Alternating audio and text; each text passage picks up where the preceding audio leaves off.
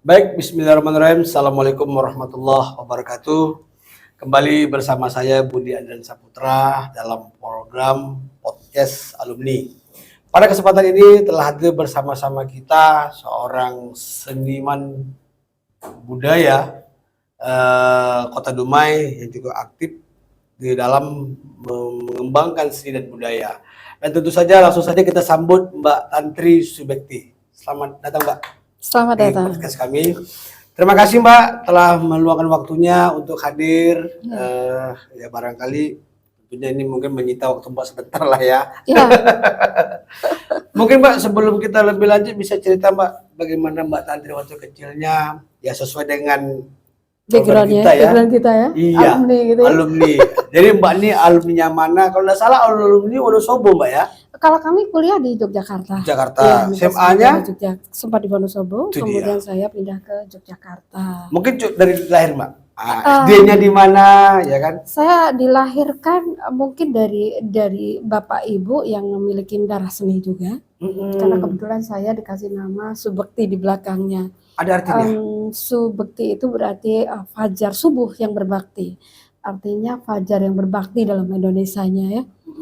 Itu mengandung arti bahwa ibu ingin memiliki anak secara fajar Ya. yang memiliki pengabdian, Yang menerangi orang menerangi semua. orang semua, bisa meneduhkan. Sebenarnya. Semoga sesuai dengan judulnya. Amin.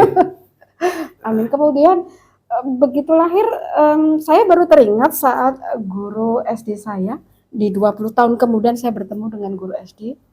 Guru SD selalu bilang gini, ini Tantri ya, yang dulu kalau sekolah suka menggunting-gunting kertas zaman SD. Saya teringat, kamu itu tahu nggak, kalau pelajaran selalu bawa gunting. Iya. Saya hobi menggunting-gunting. Guru mengingatkan saya sekian tahun yang lalu. Kemudian saya introspeksi kembali ke sini. Ternyata hidup saya tidak jauh dari gunting. Karena saya lebih banyak mengandalkan kreativitas, seni, dekorasi dan sebagainya. Dan gunting ini sangat dekat dengan saya. Gunting. Jadi jangan salahkan kebiasaan masa lalu. Bisa jadi itu masa depannya. Kakak saya suka kali kalau sekolah bawa batu bata atau batu bata itu yang di pinggir-pinggir itu sama kakak saya itu ditaruh di dekat sekolahan. Kata gurunya, kamu mau jadi apa?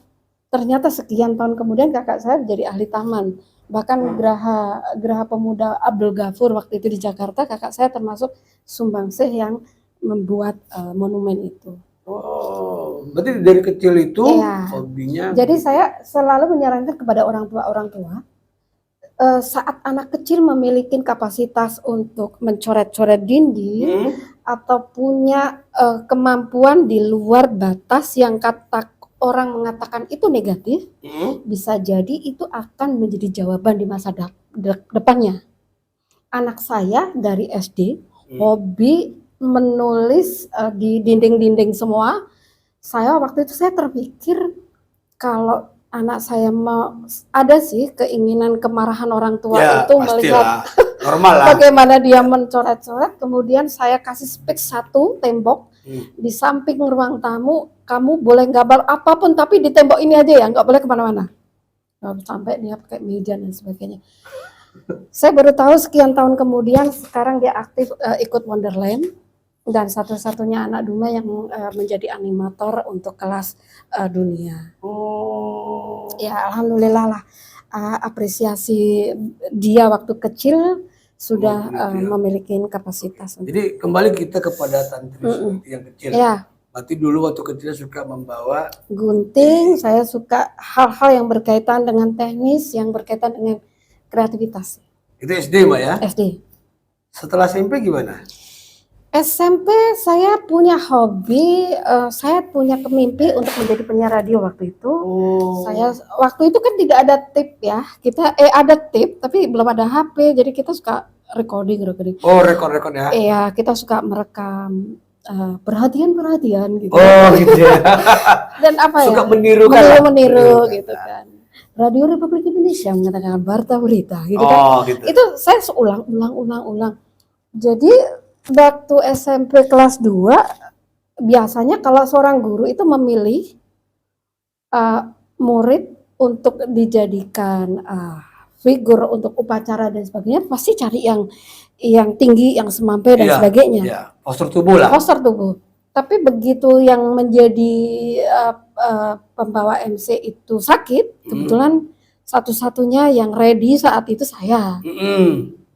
Kemudian saya ditunjuk, semenjak itu kami langsung Booming lah ya. menjadi MC. Booming lah ya. Dan jangan salah, kami dikasih kesempatan Allah untuk menjadi MC kenegaraan waktu ada acara Habibie kunjungan untuk meresmikan Gedung Republika. Mimpi saya waktu itu SD dan SMP terjawab saat saya harus menjadi MC pembawa SMP acara. itu. SMP. Kalau saat menjadi MC untuk acara Presiden Habibie waktu itu saya sudah kuliah. Udah kuliah. Iya. 95 waktu itu. 95. Jadi ini memang Mbak lahirnya di? Saya kelahiran di Wonosobo, kemudian saya pindah di Wonosobo itu ada daerah namanya daerah Dieng. Dieng itu candi Candi Dieng itu candi Hindu pertama di Indonesia kalau nggak salah. Candi pertama. Kalau nggak salah itu melintas jejak kesejarahan sih. Iya, sejarah. Oh, di Wonosobo, nama daerah kecilnya berarti Mbak ya. SD-nya di sana sampai tamat. Iya, habis itu saya karena keluarga besar om-om semua di Jogja. Di Jogja. Kami ke Yogyakarta. Termasuk orang tua juga ke Jogja. Ya, tapi hijrah lah ya, pindah lah ya. Iya, bisa dinamakan kita bolak-balik deh. Bolak-balik. Jogja Wonosobo. Iya. Itu jauh nggak? Oh, Jogja Wonosobo. Cuma 3 jam, 2 jam, sekitar 3 jam. Tidak jauh. Apalagi sekarang Dumai Duri kali ya. Tapi malah Duri lebih jauh deh. Dumai Kandis lah. Kandis ya. Iya, kalau Dumai Duri kan cuma 1 jam. Iya. Makanya kita bilang bolak-balik. Jadi waktu di SMP lah Mbak mulai MC ya, MC. Ya. Kemudian MC ini di lingkup sekolah atau juga ngambil ada job mungkin di luar sekolah? Begitu saya kemudian saya SMP puisi sering juara. Iya. Kemudian kuliah kami juara 3 se-Jawa Bali, lomba baca puisi tingkat mahasiswa. Pernah juara 3 se-Jawa Bali. Lomba puisi ya. Untuk menundukkan Pulau Jawa sangat sulit untuk para seniman karena persaingan sebegitu ketatnya. Saat itu. Dan saat sekarang pun sama. Oke. Jadi Jawa Bali hari itu Mbak juara 3 SMP. Kuliah. Oh, Mbak udah kuliah. Iya. Sebelum kita cerita kuliah nih, kita cerita SMP dulu. Jadi SMP itu pertama kali MC-nya. Iya. Selain itu MC masih di sekolah atau di luar lingkungan sekolah? Saya SMP masih di sekolahan terus. Kemudian nggak ada ngambil MC keluar belum ya? Belum. SMA baru ada waktu itu lomba penyiar radio. Kami ikut, kami tersaring dan waktu itu lagi trending penyiar remaja. Nah, dari situlah kita mulai. RRI ya, itu tuh ya. Iya, kami kalau RRI kami ngambil drama seria dulu. Berarti memang bakat seni itu memang udah muncul Mbak ya? Dari bapak, dari ibu. Memang orang seni. Iya, dari kakak. Dan mulai ininya mungkin up-nya udah kuliah gitu. Iya. Udah mulai ikut festival ini ya. Oke, kita coba masuk ke SMA dulu nih Mbak ya. Selama SMA gimana? Jiwa seni tadi sudah mulai berkembang. Jiwa seni itu kan sebetulnya sudah lahir secara spontan, kemudian itu secara terasa dengan sendirinya karena saya ikut teater. Ada ikut teater juga? Iya, saya ikut teater waktu itu. Saya saat menonton teater, saya ikut teater, kemudian saya bilang, kapan saya bisa ketemu MH Ainun Najib waktu itu. Waktu MH nampil saya sempat meneteskan air mata, ya Allah kapan saya berada di panggung itu. Saya masih mengingatkan. Kapan Mbak waktu nonton itu? Saya waktu itu SMA. Oh dulu SMA. Teman-teman SMA teater di waktu itu di satu SMA itu teater kita mencoba untuk menonton Lautan Jilbab MH Ainun Najib. Kemudian saya ke situ, saya nangis, ya Allah kapan saya berada di panggung itu. Tapi akhirnya setiap tetesan air mata yang saya keluarin, Allah selalu jawab. Gitu akhirnya saya berada di panggung yang sama di tahun-tahun berikutnya bersama MH Ainun Najib. Wah, luar biasa. Jadi semasa SMA dengan kegiatan-kegiatan seni tadi mengganggu nggak terhadap dunia pendidikan Mbak Tantri? Saya sempat ranking 3 juga. Prestasi ya malah. Iya, ya bagi saya ya tidak terlalu down. Namanya begitu kan naik turun ya, Iya, naik iya. turun. Dan selagi ini masih bisa menyesuaikan, kenapa tidak? Iya, betul. Mbak Tantri masuk dalam konsep 5 besar lah, taruh gitu, Iya. 10 besar ya. Kemudian dengan ikut teater juga sore harinya atau gimana? Saya hampir setiap hari di 7 hari, saya hampir 7 hari itu ada di sekolahan. Mengikuti teater. Saya ikut teater, saya ikut PASPA penciptaan, saya udah mendaki gunung Mapala juga ya? Iya, Mapala juga, saya ikut pramuka. Sepertinya semua aktivitas itu ada deh. Wajah saya udah kayak stempel. Waktu SMA Iya. itu ya, hampir semuanya Hampir diikuti. Dan saya ikut Itu gimana cara organisasi. bagi waktunya, Mbak? Yang penting sih kenikmatan hati itulah yang akan menjurus kita nanti larinya kemana gitu. Gitu ya. Akhirnya badan kita secara fisik itu berpengaruh di usia tua sekarang. Artinya kalau dulunya kita memang aktif, di usia-usia sekarang itu stabilitas badan itu masih it is okay gitu loh. Artinya karena mungkin kita sudah ritmenya dari dulu sudah sangat aktif gitu. Iya. Artinya nanti bisa menyesuaikan diri sendirinya, ya kan? Dan tanggapan orang tua dengan kesibukan seperti itu, ini anak gadisnya gimana? Komplain terus, komplain pasti. Iya ya. Tapi mungkin lama-lama melihat bahwa oh ini kayaknya memang dunia dia gitu. Iya. Karena dilihatnya mungkin Mbak enjoy gitu Iya. kan, nggak tertekan. Iya. Ya kan? Biasanya saya kalau diterkan atau tidak boleh ABCD malah sakit. Oh gitu. Biasanya seniman itu sakitnya di saat sepi, di saat tidak ada kegiatan, Bukan di saat sibuk, tidak kan? ada aktivitas itu sakit. Tapi kalau di saat sibuk, Tapi kalau ada kesibukan, aktivitas, ada ritme, maka imajinasi, memori terolah lagi, bekerja semuanya. bekerja lagi. Jadi saat itu ya sekolah, kegiatan ada pramukanya, ada teaternya, Iya. OSIS juga berarti Mbak ya? Saya dulu malah sempat saya cuma jadi wakil hanya untuk pemilihan ketua OSIS itu selisihnya cuma 1 suara sama. Oh, Jadi waktu itu masih ini. aktif sekali lah berarti saat itu Mbak ya. Iya. Ini kalau boleh tahu nih Mbak, ya mohon maaf Mbak ya, Ya, perempuan, cewek aktif begitu kan. Kadang-kadang kan lelaki banyak suka tuh Mbak. Gimana tanggapan teman-teman lelaki Mbak saat itu? Dan bagaimana pula Mbak menilai laki-laki saat itu? seniman itu memang sudah sangat kodrati lari dari hal-hal yang berkaitan dengan komunitas, pergaulan dan sebagainya. Tetapi kan ritme ibu saya yang selalu menekankan kamu boleh kemana aja asal jangan lupain sholat tahajud gitu kan. Kayaknya kata-kata itu yang menjadi kunci dasar saya untuk membuka pintu. Bahkan waktu zaman SMA itu ibu saya sempat ketir karena mungkin zaman SMA dengan rambut sebatas bawah pinggang dan sebagainya. Panjang ya saat itu Mbak ya? Sangat panjang banget itu sehingga hal yang biasa. Kalau boleh saat itu Mbak pakai hijab enggak? SMA? SMA enggak. Oh berarti memang kelihatan rambutnya yang panjang gitu ya? Iya. Dan itu sudah bisa diprediksikan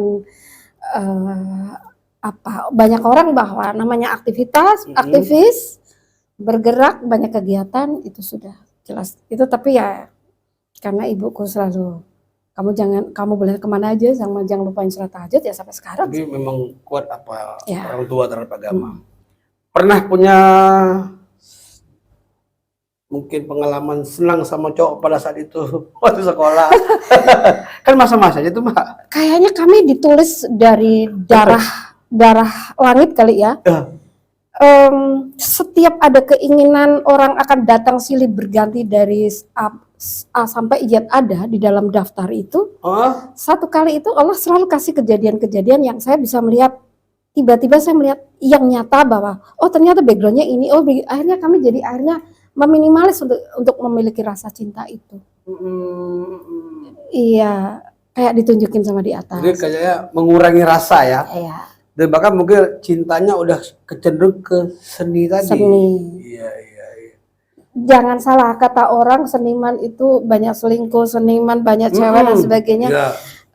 saya pikir itu tidak menjadi sesuatu hal yang menjadi data realistis bahwa itu terjadi sih. Karena biasanya nilai kesetiaan itu justru banyak didatangkan mereka-mereka yang memiliki hubungan kontak batin yang cukup kuat ya.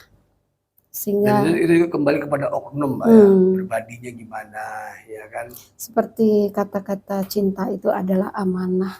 Dia akan datang di waktu yang tepat. Iya, Itu iya. seperti itu akan selalu Kan selalu ada. akan selalu. Jadi pertama kali Mbak jatuh cinta kapan? SMA kali ya, Kelas? kelas 2. Tapi Ya, hanya nama- bias Ya, sebuah nama- kembang-kembang cerita gitu ya. Cinta anak sekolah lah pula, ya kan? Tapi itu pun kalau saya bilang cinta, ya hanya seseorang yang menyukai kita, terus kita ingin mengekspresikan bentuk cintanya, tapi sama langit langsung dibelah gitu loh. Artinya belum sampai ke tujuan, sama langit sudah dikasih data-data. Ini bukan loh, gitu. Oh, gitu ya. Jadi hanya melewatin fase, saya Fase pernah, gitu. tetapi hanya sekedar lagu-lagu. Mungkin hanya fase. sekedar dekat aja Iya. berarti Mbak ya, dan nggak sampai kemana-mana. Oke, selama sekolah Mbak berusaha membagi waktu, kemudian di kuliahnya di mana tadi Mbak? Saya di Universitas Ahmad Dahlan Yogyakarta. Berarti Saya baru kemarin disuruh ke kampus, ternyata baru-baru ini. ya ternyata kampus saya sekarang sudah pakai eskalator. Saking kerennya, sudah ada apa? Kalau mahasiswa ada kayak penginapannya kayak tablet kapsul gitu ya. Itu sudah berjejer, jadi mahasiswa yang kemalaman bisa tidur di situ. Untuk istirahat dia ya. Sangat keren banget sih. Luar biasa kerennya. UAD. UAD.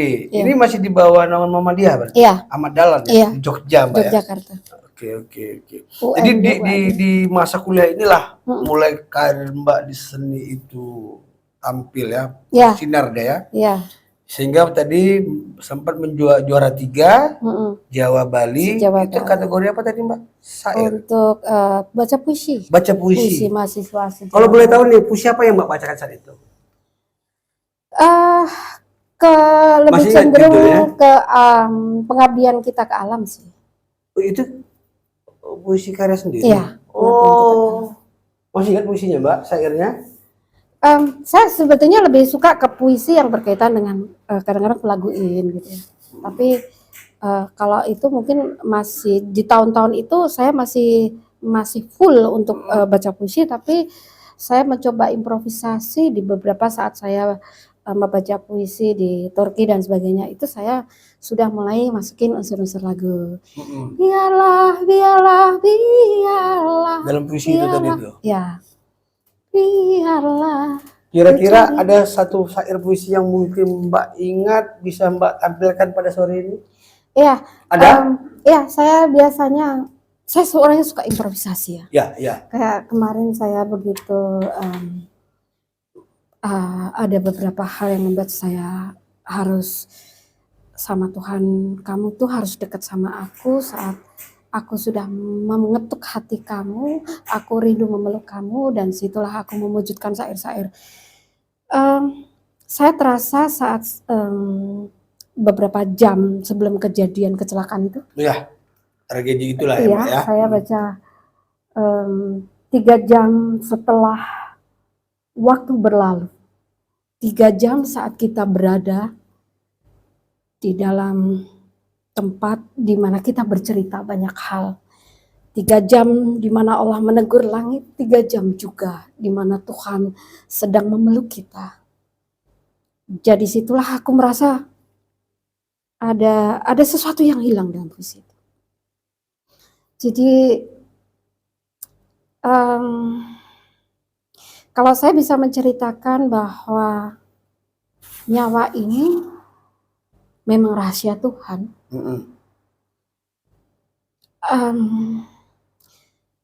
Kalau Tuhan waktu itu tidak dekat di telinga saya saat itu, mungkin saya sudah terhempas. Mobil itu depan, samping, belakang. Depan itu hancur, belakang hancur. Di tengah, di tempat saya duduk, saya tidak kena goresan apapun. Dan tasbih saya saat itu itu sedang bergerak di dalam mobil. Mbak sambil tasbih. Saya terpelanting sampai 3 karena ban pecah. Posisi ban pecah, anak saya banting setir menabrak pembatas jalan.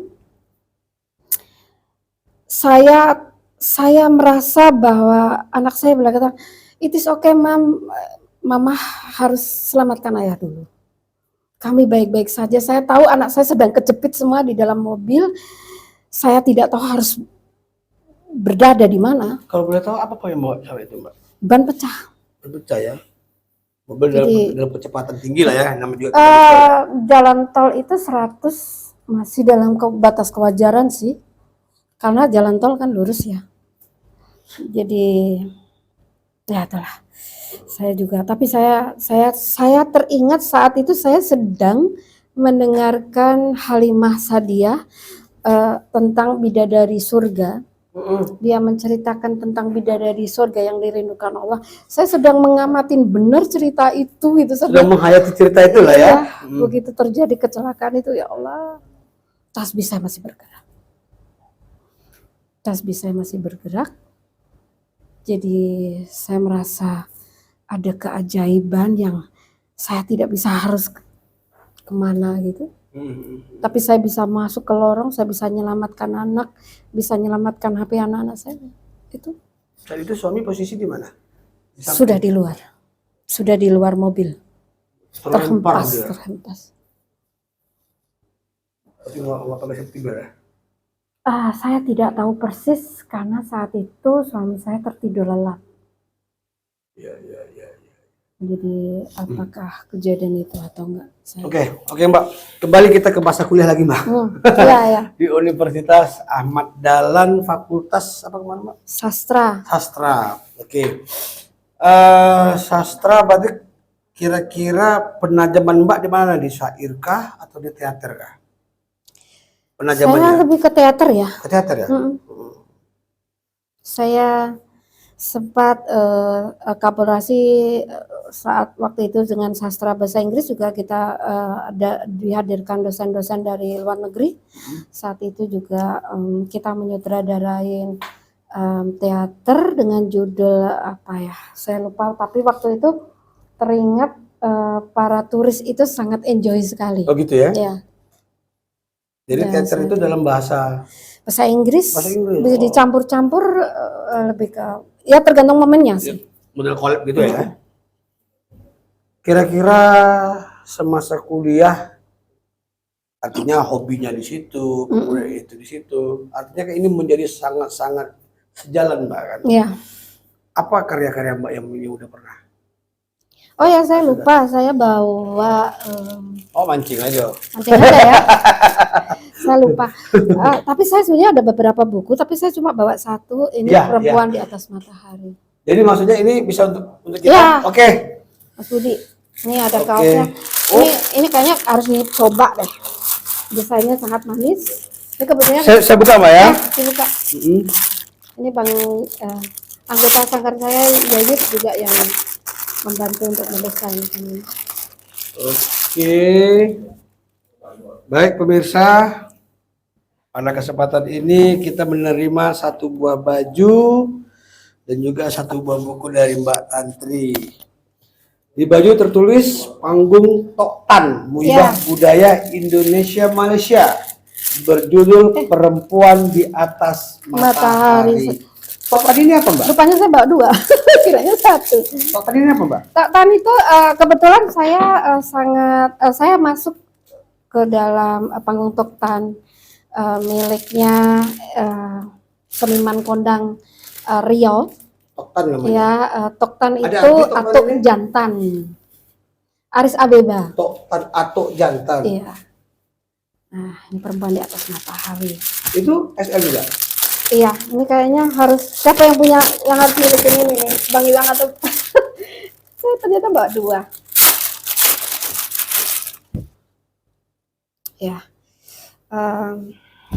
Oke, cocok Mbak. Ini sebetulnya filosofinya. Ini cocoknya karena gratis aja. Kayaknya cakep deh ya. Nanti kalau ada satu lagi gue bawain. Aku juga harus tengok dulu. Eh, ini kebetulan waktu itu Muhibah Budaya di Malaysia yang sudah direncanain, cuma akhirnya waktunya berjalan berbeda sehingga kita harus nampil dulu di Turki waktu itu. Tapi kalau di Turki kami bersama Asnur, kalau yang ini tokan Aris Abeba.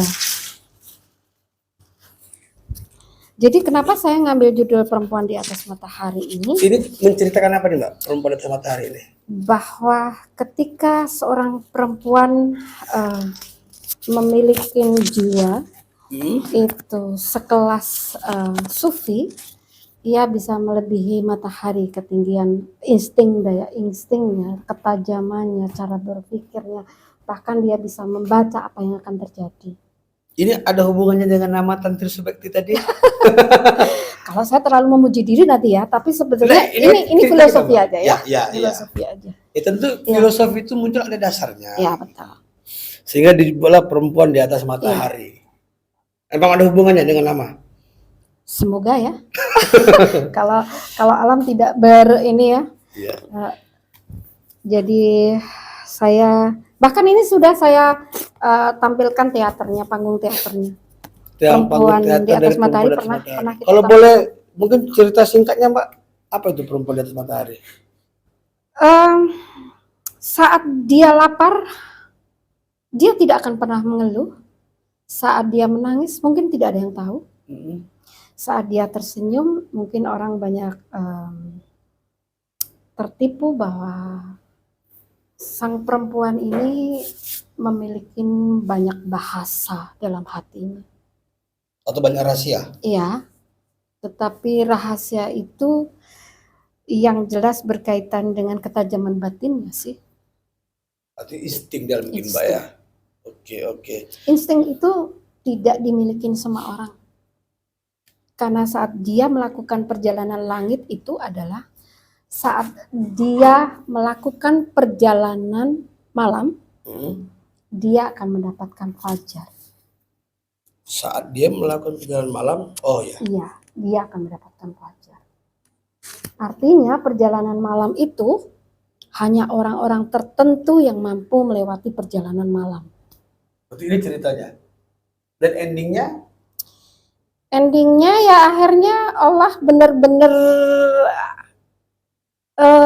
menjawab, apa yang kamu tulis ini yang terjadi loh. Aku kasih musibah untukmu. Aku kasih tegur, apakah kamu bisa melewati masa-masa itu? Perempuan di Atas Matahari ini dalam bentuk konteksnya teater. Dan sudah nampil di beberapa daerah Mbak ya. Kita yang jelas waktu itu kita diminta Pertamina di Sasana Mitra. Dumai. Oh, Pertamina udah bertampil. Ya. Sebelumnya Mbak ke Dumai kapan nih? Oh iya. Saya kebetulan baru tahun 98. 98 ke Dumai. Ke Dumai karena kebetulan maaf ya. Dumai itu di peta nggak ada ya. Waktu saya di Jogja. Saya waktu itu dilamar oleh suami dan suami saya dinas di Pertamina sini. Iya. Jadi waktu itu suami orang mana Mbak? Orang Surabaya. Jadi waktu itu nanti kamu akan saya boyong ke Dumai. Saya bingung Dumai itu mana. Saya cek Google di peta, waktu itu nggak ada di peta. Sekarang mungkin udah ada nggak? Udah ada. Jadi itu orang akan selalu mengatakan Dumai itu Dubai. Ya kan? Bagi orang yang nggak tahu lah. Tapi saya sangat enjoy dengan kata-kata kota Dumai. Bahasanya artistik dan punya seni yang tinggi sih. Jadi pertama kali Mbak ke Dumai tahun 98 dan apa kesan Mbak saat itu pas sampai Dumai? Saya pertama landing dari pesawat. Pekanbaru. Enggak, Dumai. Langsung di situ. Iya kan Pertamina. Ya? Iya. Kalau Pertamina difasilitasi. Begitu karena suami tidak pernah bercerita ABC tentang kota Dumai. Saat itu suami sudah di Dumai. Sudah di Dumai tahun 92 suami. Tapi menikah sama saya 98. Jadi begitu saya landing, saya tengok, begitu masuk pintu gerbang Pertamina itu kan masih rawa-rawa, terus betul. Jembatannya masih kayu ya. Masih inget gak kayu? Ya, jembatannya masih kayu. Yang di mana jembatan? Iya, jembatannya kayu, tetapi konstruksinya sudah sangat kuat ya. Jembatan mana? Yang jembatan mau di Bumi Ayu mau ke dalam tuh. Oh, ya, ya, ya, ya, ya, Itu ya, kan ya, ya, ya. ya masih sederhana Aras banget Tomo sih. Perintis itu Iya, ya, ya, ya, ya, masih ya. sederhana. Yang bluti-bluti gitu. Nah, jadi saya lihat sawit itu bingung. Kan saya nggak pernah lihat sawit waktu itu ya. Oh ini sawit, diledekin sama suami saya. Ini nih kormanya orang Riau. Orang gitu ya. Riau, betul, betul. Iya. Jadi Mbak kenalnya almarhum gimana? Saya aktivis PI, pelajar Islam Indonesia. Ya. Suami juga aktivis PI.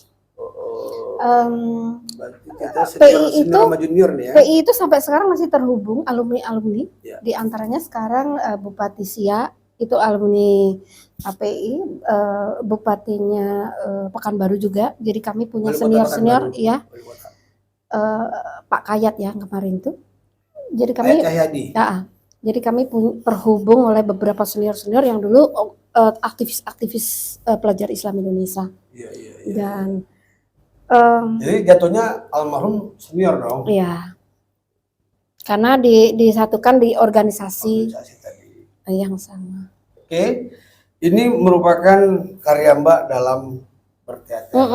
Artinya juga tadi Mbak juga menggeluti syair ya. Iya. Atau puisi ya. Mungkin bisa kita download Mbak untuk berpuisi. Oh, saya buka ini dulu dong ya. Dibuka ya? Boleh. Oke. Buka, ada batu gunting. Buku ini sebetulnya salah satu menjadi keistimewaannya adalah yang memberi kata pengantar diantaranya Slamet Raharjo. Slamet Raharjo siapa Mbak? Masa nggak tahu sih Slamet Raharjo? Awak tak orang sedih Mbak. Slamet Raharjo itu kan sutradara pemain film kenamaan. Oh. Memang. Ini beliau langsung yang. Ini saya buka ya pastinya ya. Iya. Oke. Beliau langsung yang memberi sambutan. Itu sebuah anugerah yang terbesar bisa ketemu Slamet Raharjo. Bagi seorang musisi gitu Mbak ya, seniman Slamet Raharjo Jarot. Iya, itu kan Eros Jarot tau nggak? Eros Jarot. Pemain film kan masih satu kelas Eros Jarot. Oh iya. Pernah dengar lah. Kemudian ada juga siapa nih? Iwang. Bang Iwang ketua DKD ya. Kemudian ada Willy. Ketua. Bang Willy cukup terkenal juga. Seniman Riau. Oke. Ya. Ini ini kumpulan jatuhnya Mbak ya. Iya. Anak ujung laut. Tantri Subekti, perempuan di atas matahari yang pernah nampil di Dumai, Malaysia, Turki ya, mungkin di bulan Desember besok kami syair di Mesir. Wow. Kita mau ke Mesir. Kalau ke Mesir pakai bahasa apa itu Mbak? Paling susah loh kalau kita di ini. Kalau kita di Thailand hampir nyaris orang nggak bisa bahasa Inggris. Jadi kita kalau ngomong itu pakai bahasa isyarat. Kalau bahasa Inggris nggak tahu kan. Bahkan kita kalau mau bertanya di mana arah hotel dan sebagainya, excuse me gitu kan. Mereka sangat bingung dengan bahasa Inggris. Kalau di Turki bahasa Inggrisnya masih ada lah, masih. Jadi Oman. Tapi saya paling suka di Oman. Oman. Sudah berapa negara nih Mbak yang dikunjungi untuk berapa ya? Berapa ya, lupa ya, tapi yang jelas banyak. Tapi yang jelas insya Allah kita mau ke Brunei, terus ke Mesir, yang dalam waktu dekat ini kita ada acuan untuk baca puisi di Padang. Ya. Padang rencana di mana? Kalau informasi untuk sementara di gedung pertemuan ya, saya juga belum tahu pastinya sih. Biasanya nampil itu dalam rangka apa tuh Mbak? Tergantung momentum. Jadi ada beberapa momentum, kalau pas kayak momentum budaya ya ada kaitannya dengan budaya. Ya. Kalau kita ada kaitannya dengan wisata puisi ya kita berwisata antar penyair gitu sih. Oke. Sudah bisa kita mulai puisinya? Ya saya tahu ya. Baca puisi yang mana gitu ya. Oke, Mbak pilih. Kami akan berusaha menikmati. yang menyimak lah. Eh, ini. Kami mungkin karena saya berada di Dumai, Ya. jadi saat itu saya terpikir menuliskan puisi berjudul dengan Datuk Bermarwah. Datuk Bermarwah. Artinya seorang datuk yang memiliki marwah yang cukup tinggi dan cukup diseganin. Tetapi ada hal-hal yang berkaitan dengan kebijakan-kebijakan yang mungkin akan kami cetuskan dalam puisi-puisi ini. Ya. Ini Mbak ya kameranya. Ini, Ya. itu, kok kameranya ada di mana-mana. Ini dulu. Datuk Bermarwah. Datuk bertahta pada sabda yang mengunyam garam pada asinnya air laut, meratap lesap mendesah pada datarnya di tanah emak. Aku berkaca berlari pada tanah pijakan Datuk, menyulam girang pada lukaku yang tertanam arang. Datuk, mesti tanah emak ini berkilat emas, menunggu tahun menggulung emas, tapi tak mampukah Datuk melepas tanah marwah ini? Untuk jiwa yang berubah, terhantam hujan pada ganasnya sapaan yang ia tak minta. Biarlah emak merindu bahagia pada lampu tua yang menguat, merindu girangnya sisi lampu di tanah pembaringan. Kayaknya kalau dipajang panjang lebar bisa berbaris-baris. Tapi intinya kami meminta kebijakan kepada datuk, para datuk yang bermarwah agar bisa karismatiknya itu mengayomi banyak orang, memberi keteduhan tanah banyak orang, yang akhirnya orang-orang merasa terlindungi, merasa damai dengan kebijakan. Itu pesannya ya. Pesan Dan keinginan. Makanya kata-kata Datuk Bermarwah itu hanya ada di Dumai, di daerah Melayu ya. Ya. Baik. Ini salah satu puisi yang ada dalam rangkuman Perempuan di atas matahari. Dan masih banyak. Biasanya yang dibawakan di luar negeri yang mana, Pak? Saya malah justru yang di luar negeri tidak membaca ini, ada lagi satu buku lagi, beda lagi. Yang pakai bahasa Inggris. Iya, banyak. Okay. Jadi ini memang saya lebih masih kami baca di kalangan-kalangan untuk acara-acara di sini. Acara Mas lagi Indonesia lah ya. Seperti judul Rahim Memanggilku. Ini kan menceritakan tentang seorang ibu yang ingin rahimnya menghasilkan anak-anak yang soleh, yang bisa meneteskan air mata ibunya saat dia bisa memancing kita ke surga gitu. Jadi bahasanya seorang ibu yang memiliki rahim itu tidak hanya sekedar dia mengandung, tapi bagaimana bisa membisikkan agar rahim itu bisa mendoakan dia ke surga. Itulah kenapa penyair-penyair itu memberi peluang dekat dengan Tuhan. Ya. Karena dia bisa membahasakan dengan Tuhan dengan bahasa yang orang lain mungkin tidak semua sepaham. Sip. Jadi Mbak, dengan berpuisi sampai ke luar negeri nih, kalau boleh tahu, dia bandar berapa sih? Apalagi kalau sampai ke Oman ya? Kata orang kalau seniman itu tidak pernah berpatokan kepada seberapa. Karena dia tidak berpatok pada nilai. Kepuasan batin bagi dia adalah panggung tertinggi, apalagi kalau dia dihargai oleh sesama seniman. Tapi dia bisa akan meloncat pagar saat kandangnya tidak merasa aman bagi dirinya. Gitu. Ya. Jadi, tapi seorang seniman bisa mengukir salju, tapi bisa mencairkan salju. Seperti itulah seniman itu ya. Dan kayak yang nama seniman tidak bisa diukur. Iya. Betul ya. Kalau seniman masih mengukur angka-angka nominal, berapa saya dapat, berapa saya harus gaji, artinya dia masih mencari kehidupan di situ. Ya. Tapi kalau dia merasa batin dia butuh panggung untuk mengekspresikan, untuk berkata dengan Tuhan, untuk berkata dengan hati orang lain, untuk bercerita dengan orang lain, maka dia tidak membutuhkan nominal yang dia butuhkan. Meskipun nominal itu adalah sebuah penghargaan, tetapi bukan tuntutan. Bukan tuntutan. tapi penghargaan. Iya. Makanya Bang Budi tahu sendiri, saya kadang-kadang pernah saya mendekor pengantin yang saya tidak minta sepeser pun, dia seorang tukang kara-kara. Oh. Karena waktu itu saya dalam satu tahun saya harus menggratiskan 1 pelaminan atau 2 pelaminan untuk Dalam orang-orang 1 nggak tahun. mampu. Oh, jadi Mbak selain juga berseni, Mm-mm. juga punya usaha Dekorasi. dekorasi pengantin. Makanya saya selalu mengatakan saya tidak jauh dari gunting. Iya. Ya. Mbak punya pelaminannya. Ya, Menyewakan juga. saya dari 2005 saya buat dekorasi bambu dekorasi. Saya lebih mencari ke desain.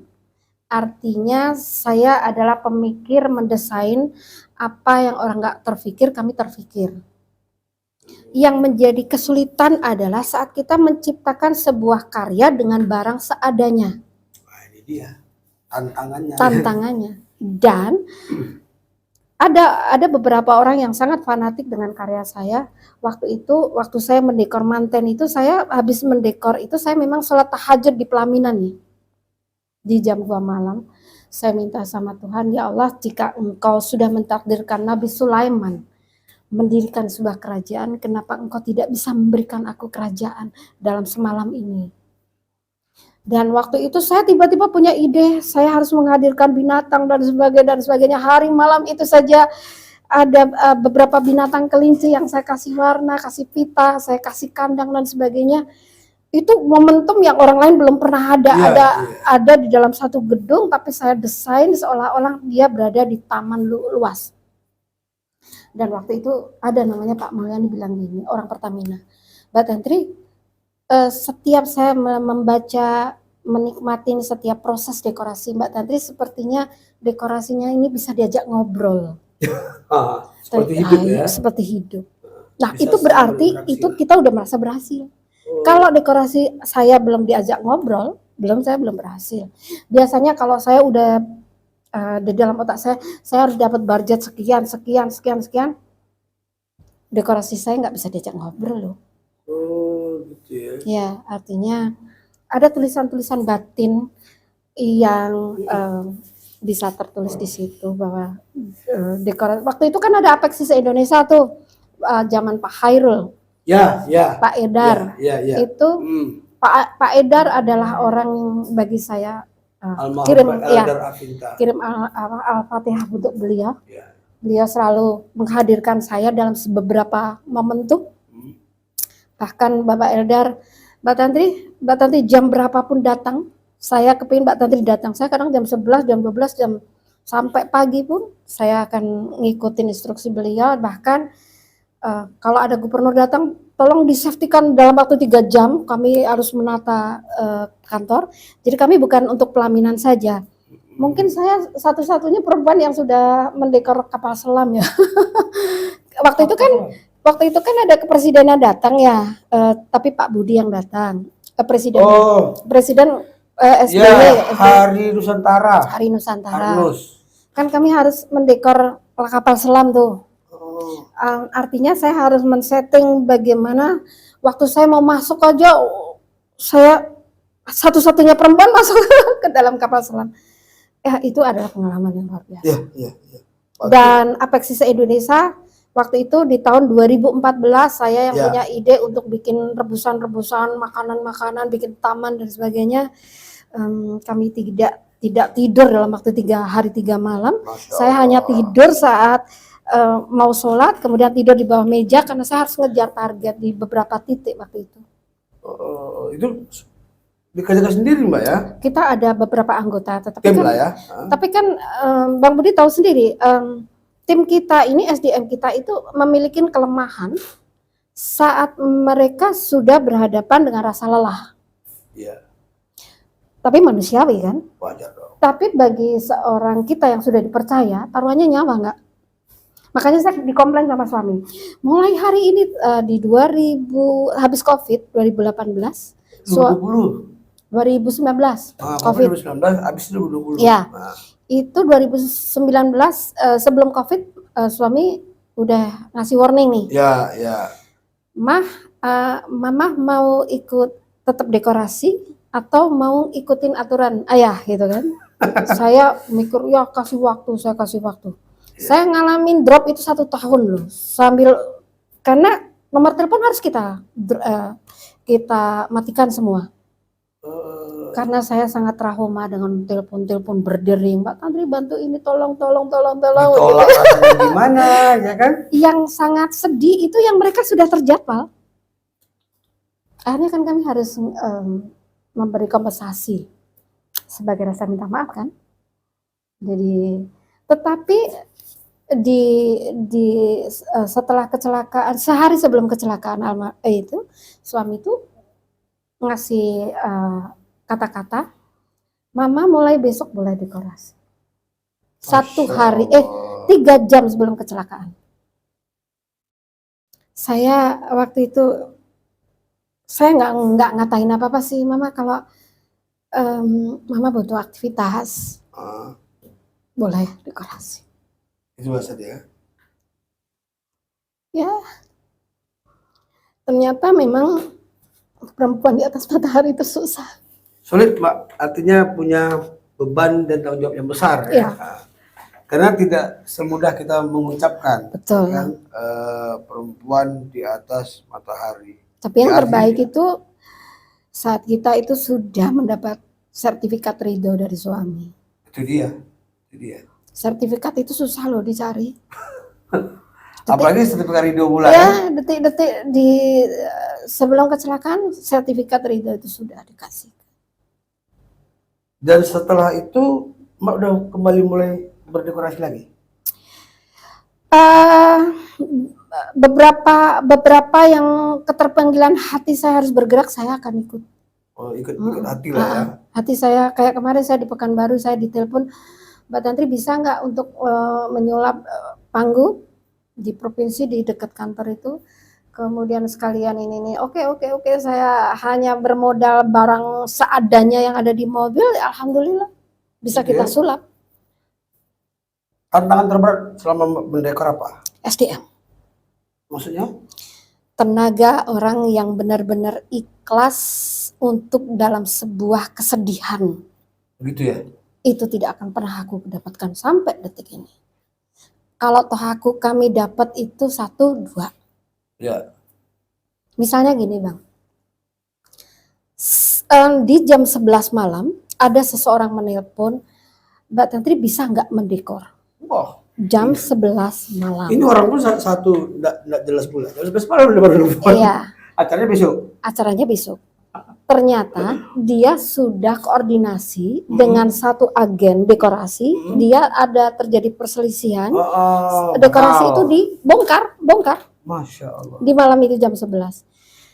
Si agen ini mengatakan, lihatlah kalau saya bongkar, kamu nasibnya seperti apa. Itu acara pesta? Pesta, besar-besaran tuh. Di Sasana Mitra. Saya ditelepon, saya baru bongkar nih. Mbak Tantri bisa bantu saya nggak? Ini jam 11 malam loh, saya bilang gitu. Nangis dia. Mbak Tantri kalau saya boleh bersujud, saya bersujud. Masya Allah. Ini anak saya menikah terakhir kali, maksudnya untuk pertama dan terakhir insya Allah kan gitu. Saya rapat tim tidak ada yang mau. Karena tim wajar, karena baru jam 9 bongkar. Mbak, kami nggak mau. Nggak sanggup ya? Nggak sanggup. Saya bilang ke suami, aku izinin tapi nggak boleh pakai mobil rumah pick up. Karena sebetulnya suami sebenarnya nggak setuju. Tapi saya harus menyelamatkan orang ini. Harga diri di sana. Undangan sudah nyebar. Iya loh, acara besok. Dia menghubungin siapapun nggak ada yang mau. Pasti. Saya akhirnya malam itu juga saya menghubungin tukang-tukang sapu jalanan yang masih di jalan-jalan. Bisa nggak bantu saya cuma bawain barang saja? Katanya oke, saya bawain Bu. Tapi saya nanti saya kasih uang 500 waktu itu ya. 500.000 satu orang. Mereka bawa barang ke lokasi. Saya minta sholat tahajud dulu, minta sama Tuhan. Sampai dapat inspirasi nih. Saya minta dan keajaiban. saya hanya butuh waktu 5 jam untuk menata dekor dengan orang-orang yang nggak tahu dekor nih. Saya heran, kok saya bisa ya nyelesain ya? Kok bisa ya saya nyelesain? Dan tuan rumahnya itu subuh-subuh datang, dia sujud syukur di situ. Di rumah. Di Di gedung. lokasi. Sujud syukur, ya Allah, terima kasih Mbak, terima kasih. Akhirnya beliau menanyakan, berapa Mbak Tantri bayar? Pak, saya karena kondisi terpaksa, Bapak menghubungin saya tidak membanderol harga. Bisa dong saya menekan kan? Kesempatan itu. Iya kan? Gimana, cocok nggak? Kalau nggak saya bongkar lagi nih. Dia bongkar lagi nih ya. Dan dia pasti akan ngasih uang seberapa. Karena dari saya itu udah bicara harga diri, marwah keluarga. Iya, ya itu. Susah sekali sampai sekarang untuk menemukan mereka. Padahal gini loh, Bang Budi bisa ngikutin tips saya. Panggillah hati kamu dengan keikhlasan untuk bisa memberi senyum pada orang.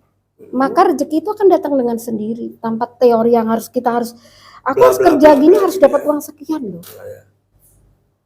Dan itu saya buktiin sendiri. Berarti konsepnya ikhlas. Ikhlas. Ya kan? Bukan semata-mata. Ada yang menikah nih, menikah itu malam itu hujan sekuat-kuatnya. Saya bilang ke tuan rumahnya, kalau bisa nih, kita panggil saja orang yang bisa mendoakan agar hujan nggak turun. Panggillah pawang atau siapa. Ya, atau apapun namanya lah. Beliau bilang gini, Mbak Tantri, ngapain kita harus mengundang? Kita kan orang Islam itu, ngapain kita ngandolain orang lain? Karena saya berasa sering di lapangan, ada orang-orang tertentu yang punya daftar tingkat sama Allah itu lebih dekat ya dibanding kita loh doanya ya. Saya bilang, Bu, kalau ibu nggak panggil, nanti malam akan hujan, saya bilang. Kita saat itu bisa membaca langit loh. Saking seringnya berkomunikasi dengan alam. Nah itu. Jadi saat kita begini, oh ini nanti malam akan hujan. Akhirnya hujan. Habis semua. Dari karpet-karpetnya. Ya basah, banjir. Basah semua. Nah itu. Ya tau lah kalau di Dubai juga hujan kan. Iya. Banjirnya cepat, surutnya lambat. Dan ada satu lagi yang di jam 11 itu hujan, tapi karena orangnya sangat istiqomah, hari itu juga saya dapat pertolongan untuk bisa mengganti semua karpet. Masya Allah. Karpet itu bisa kami ganti. Kain-kain saya masukin pengering semua. Itu kita lepasin, bayangin siapa yang mau coba? Mas Budi mau nggak bekerja kayak gitu tuh? Tengah malam. Orang nggak tahu siapa kita. Mereka taunya kita orang lapangan, kita orang dekorasi gitu kan. Sementara maaf kata suami kita kan kepala bagian ya waktu itu. Jadi kan tapi kan kita nggak pernah berpikir itu. Artinya memang kalau saya lihat ya, dengan suami kepala bagian di Pertamina lagi kan, biornya kan bukan uang lagi, tapi kepuasan batin sesama lah. Dan juga ketika Mbak mendekorasi kan udah semacam mengaktualisasikan diri. Kepuasan batin sih. Kepuasan batin. Iya. Terus Mbak, saya juga ingin tahu nih, ketika Mbak berada di luar negeri, itu penyesuaiannya macam mana Mbak? Di dalam kita bersair nih, supaya pesan yang kita ini nyampe gitu kan. Kata orang yang mendengarin saya sih katanya merinding ya. Maksudnya kalau ini kan saya bacanya asal, tidak menimbulkan kemerindingan. Tanpa penghayatan. Ini kan asal baca saja. Tapi kalau yang baca sesungguhnya kan memang ya kita ketemu dulu sama Tuhan dong. Oh gitu ya. Ketemu dulu biar hati kita deket dulu sama yang di atas. Biar yang dengerin juga dapat imbas. Ngomongnya udah di stack gitu kan, udah di panggung, suasananya mendukung. Iya, kan? Betul. Artinya kita tidak pernah lari lah dari Tuhan. Berarti sejauh negara yang dikunjungi baru Thailand yang nggak susah ya? Kenapa? Thailand ya berarti ya? Iya. Baik, pemirsa dimanapun Anda berada, demikian podcast alumni kami bersama Mbak Tantri Surbekti. Banyak cerita yang telah beliau sampaikan, pengalaman beliau, mungkin bisa menjadi teladan bagi kita semua. Bagaimana beliau mengetuk langit, bagaimana beliau mendekatkan dirinya kepada Tuhan, bagaimana beliau mencari inspirasi-inspirasinya melalui sholat malam. Sebagaimana yang beliau juga sampaikan, orang yang menemukan fajar adalah orang yang melakukan perjalanan malam. Demikian dapat kami sampaikan, dan kepada seluruh pemirsa maupun kawan-kawan dimanapun Anda berada, bagi yang mengenal Tantri Subekti, silakan berikan komentarnya, dan juga jangan lupa memberikan subscribe-nya kepada kami sebagai bukti mendukung channel YouTube kami ini. Saya Budi Andreas Saputra, mohon undur diri. Assalamualaikum warahmatullahi wabarakatuh. Pak Tantri, Ya, terima kasih Mbak ya. makasih juga Bang Budi. Mudah-mudahan besok-besok kesempatan ada waktu lagi kita untuk Amin. saling sharing. Sampai ketemu lagi.